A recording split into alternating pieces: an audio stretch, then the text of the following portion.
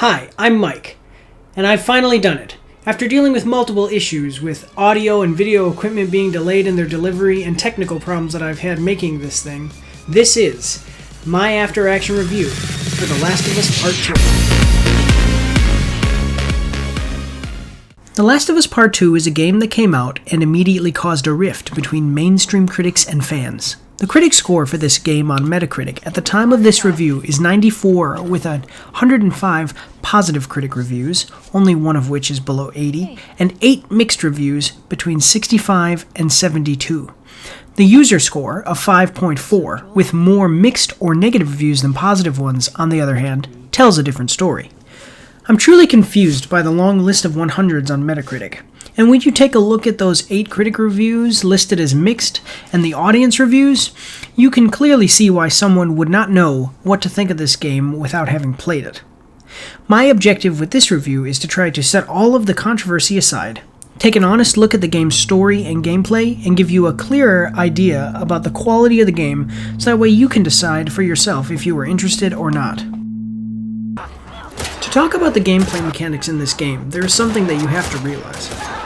Although I am a huge fan of the original The Last of Us game, I have to admit that because the way the first game was designed, the gameplay mechanics were not what I believe most gamers would describe as the best. Let me explain. These games are designed in such a way that realism is at the forefront. The people in this world are in no way superhuman. In real life, aiming down the barrel of a gun is never steady. Most people who are familiar with guns will have been taught that naturally the weapon will sway in a figure-8 pattern, and the objective is to squeeze the trigger while the crosshairs within that figure-8 pattern are on your target. They've implemented mechanics to give players this type of realism.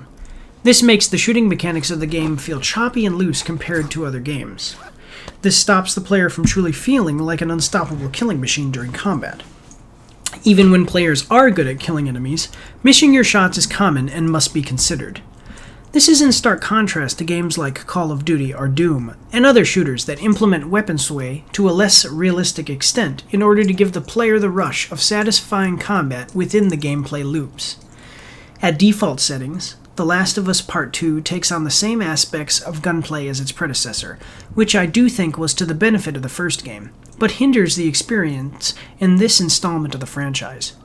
I personally did not adjust any of the difficulty settings for the game, but I know that you can adjust the auto-aim function and other aspects of combat, including enemy damage and vision range, along with the aggressiveness of your AI companions, which may help with difficulty in combat and gunplay. Having said all that, I want to make it clear that I do not mean to say that the gunplay and shooting mechanics of this game are an issue in themselves, but when put into context with other aspects of the game, problems do emerge. The problems become apparent when you look at level design and certain aspects of your enemies. The big issue that I had with a lot of the combat in this game is that, due to the number and type of enemies that you are going to be facing at one time, stealth, which is emphasized in the first game, is much more difficult this time around, especially later in the game. There are so many enemies within each level that positioning yourself for a stealth kill without being seen starts to become unrealistic, forcing you to initiate open combat.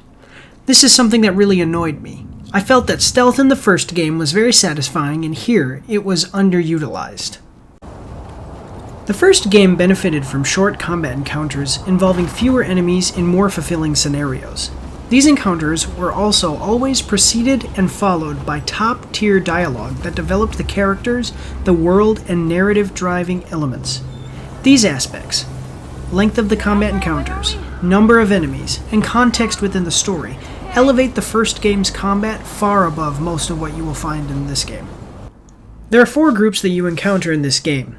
The WLF, the Scars, which are also known as the Seraphites, the Rattlers, and the Infected.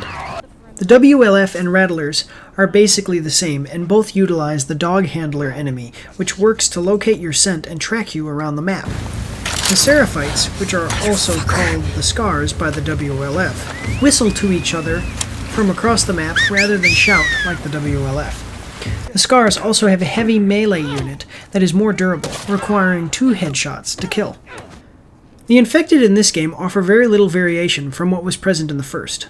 Weepers are newly infected with the cordyceps fungus and, until alerted, in which case they will act as runners and attack you, stand stationary and crying. This allows the player to silently take them down even when approaching from the front.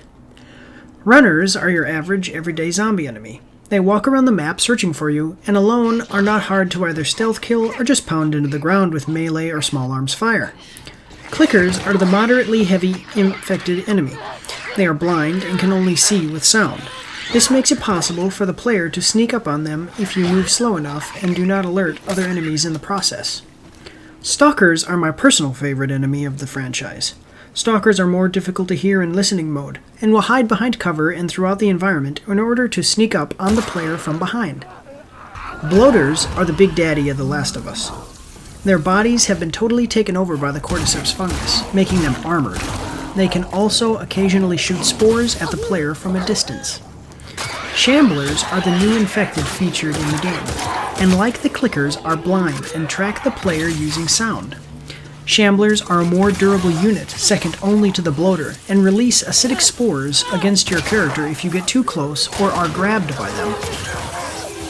There are two characters that you play as, Ellie and another character named Abby, that we will talk more about in the spoiler review. Naughty Dog does a very good job with Ellie's combat early in the game. She has a switchblade that makes it possible for her to stealth kill clickers, which normally requires craftable one-time use shivs. As you progress through Ellie's portion of the story, the enemies that you encounter begin using dogs. I personally did not like this. Dogs can sense Ellie's presence and track her through the level if she gets too close. This could have been implemented in the game to present a fair and welcome change and a new challenge, but in my opinion, it puts even more strain on the stealth portion of combat, which already becomes too strained as the game goes on. Another issue that players may encounter due to the emphasis on open combat, depending on your difficulty level, is resource management. Ammo and crafting supplies are found around the world with varying rarity, depending on the game settings for your playthrough. And because of ammo and resource scarcity, there will be times in which you will have to make choices about how to handle a particular encounter based on what you can do with the ammo and weapons that you have. The game implements a similar upgrade and progression system as the original, with the player collecting supplements in order to upgrade the abilities of each character and parts to upgrade the weapons. Due to what I stated earlier about gunplay, I would highly recommend that players prioritize weapon upgrades that improve stability and accuracy over damage. I do want to note that Abby's progression is slightly more unique than Ellie's due to the fact that she unlocks the ability to have empowered melee attacks, which was a much bigger game changer than most of the other upgrades available. One weapon that I do specifically want to put the spotlight on is the bow. In the first game, the bow was my favorite weapon because it was the only silent weapon and it had a unique aiming mechanic that was particularly satisfying to use. When Joel would pull the bowstring back, an arc was projected, showing the path that the arrow would take. This was great because it allowed you to shoot an enemy with the bow from behind cover without actually needing to see them, and it was pretty cool to do. The bow used by Ellie here in Part 2 does not use such a mechanic, and is aimed more traditionally, with the player needing to compensate for distance themselves. An upgrade can be made for the bow, which I do highly recommend, that makes a distant compensating reticle, so the player just needs to line up the dot with the target. I also want to point out that the inclusion of a craftable silencer for the standard pistol is highly appreciated and does help with some of the problems that I have pointed out with stealth combat. Listening mode is brought back and operates in the same way as before. The player crouches down and gains what is essentially X-ray vision, with players being able to hear enemies through walls. The player can upgrade things such as listening mode range, movement speed while in listening mode, and the clarity of the enemy image. Do you remember the first time that you watched The Crawl at the beginning of Star Wars? There is an old saying in the movie industry, show, don't tell. But the Star Wars Crawl does the exact opposite. Lines of text tell you the plot of the movie.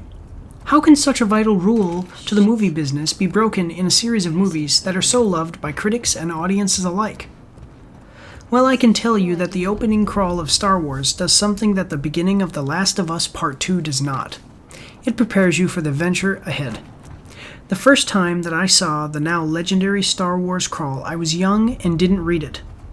but I can tell you that hearing that opening musical number prepared me for an adventure, and seeing that scene with Darth Vader walking on to Leia's ship and choking a stormtrooper while lifting him into the air with one hand told me immediately that I was in for a ride that I would not soon forget. And to this day, I haven't. Think we got a squatter?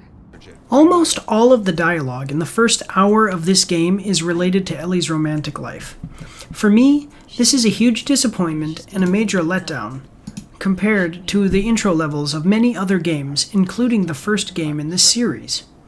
As Joel holds his daughter in his arms as she slowly dies from a bullet wound, you immediately know what kind of game you are playing. The tone is perfectly set, and the characters' motivations are made clear. This time around, I do not think that they did a very good job setting up the world and preparing you for the adventure ahead. In the beginning of the story, the dialogue almost makes it feel like you are going to be playing out a love story in the setting of a sad world. Then the catalyzing event happens that sets the story in motion, and the story's narrative goes one way, while all the dialogue related to Ellie's character goes another. I think that a better way to have structured this portion of the story would have been to have it set up like Abby and Owen's relationship later on. It's always there and is a motivation for the characters, but takes a backseat to the main story, character development, and world building. To me, too much of the time the game feels like it is more about Ellie's romantic life than what the story is actually about, and I found myself thinking, why are we stopping the story to talk about this right now? I thought that we had a job to do. What's going on? In my opinion, this element in the story distracts from what could have been too much. After about 2 hours of gameplay, the story's inciting event takes place, which I will talk about in another spoiler video. But because of this terrible event that takes place, the characters of the story are pushed into a revenge story in which they must travel from Jackson, Wyoming to Seattle, Washington to find and punish the members of a group known as the WLF, or the Wolves. The actual structure of the game goes something like this. You start out with a short cutscene and then take control of your character on one sideline area, which you move through killing enemies along the way, finding upgrade parts, supplements, and collectibles. The collectibles superhero cards that Ellie finds, by the way, were actually a highlight of the game for me, and I have to give Naughty Dog credit for adding this small yet creative and pretty cool detail to the game. Anyway, as you play, it will not take you long to see the problems with poor dialogue. As I said before, most of Ellie and Dina's dialogue is about their relationship. Because of this, it does not feel as meaningful in the context of the story, and we do not really see anything new revealed about these characters through their dialogue that builds them up in a substantive way. There is very little dialogue during actual gameplay, which is disappointing, considering how the first game used this type of dialogue to make us feel more connected to the characters quite well. Normally, you are just silently moving through the levels with your AI companion in tow. But there are the few levels in which you play through memories of Ellie's. These memory levels truly emulate the greatness of the first game. Characters interact with each other while you play, the dialogue feels meaningful, and the combat encounters are short but unique. Due to the story structure and combat encounters that feel too long, the game drags on after a while. Cutscene, kill all the enemies, rinse, repeat. Ellie's portion of the story is also completely predictable. She hunts down the WLF group that came to Jackson one by one, and there are no deviations from this until at the halfway point of the game in which you begin to play as Abby. The portion of the game in which you play as Abby lasts about 10 hours out of the 22 to 25 hour campaign. This is in itself an issue for me and probably will be for most fans of the game. I bought this game expecting it to be a continuation of Joel and Ellie's story, and sadly, that actually is very little of what makes up the game. When playing as Abby, the combat is an improvement in my opinion. Abby gets some new interesting weapon choices, including the crossbow, assault rifle, and a powerful single-shot hunting pistol. Abby's empowered melee attacks are also quite entertaining to implement against your enemies. All the positive aspects of Abby's portion of the story are sadly far outweighed by the negatives. Because of how the character is introduced in the game, you will instantly dislike her, and the game will be at a major disadvantage in making you care what happens in her story. The way that they implement her into the story is also a bit odd, in that while you start playing her at the halfway point of the game, 95% of her play is a memory sequence in which you play through the timeline that you already went through with Ellie, but from Abby's perspective. This cancels all tension in some portions of Abby's story. We know that some characters do not die because you have already seen them later in the story's timeline. You also encounter NPCs that you know die in Ellie's portion of the story. After completing Abby's storyline, I realized that everything that you do as Abby is a huge side quest that has no actual bearing on the revenge plot in the game. Everything is meaningless, and you won't even like the character in spite of all the cheap tricks the game tries to use to manipulate you into sympathizing with her. You can't keep doing this.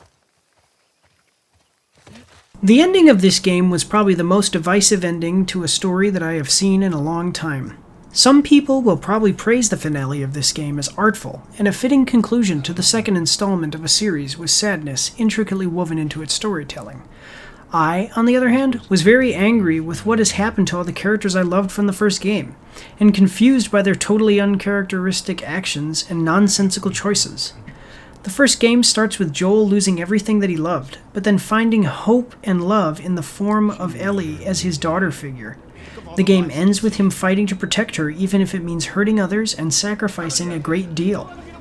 This game's last level ends with Ellie sacrificing all the happiness and hope that she fought to protect for one last chance at revenge, and losing, in my opinion, too much in the process. The graphics, voice acting, audio quality, and really all other technical aspects of The Last of Us Part 2 are amazing. But those are just the cherry on top of a game, the fluff that adds to the product. The real meat of a game, the part that matters and must stand on its own, is the gameplay and the story. I consider the gameplay this time around not as good as the first game. Combat encounters are too drawn out, to such an extent that you begin to feel the repetition too much, and it gets boring. The story in a lot of ways betrays the characters in the first game, and has too many contrivances, a confusing and ineffective story structure, and what I consider to be a nonsensical ending. Sadly, I will have to say that this is a below average game. I hope that you enjoyed that video. If you did, you can give us a like, a subscribe, and drop a comment in the comments section below. This was our first review, and like I said in the beginning of the video, we did have some issues getting this one off the ground. But any support that you give us will help us to do bigger and better things in the future. I just want to say God bless you and have a good day.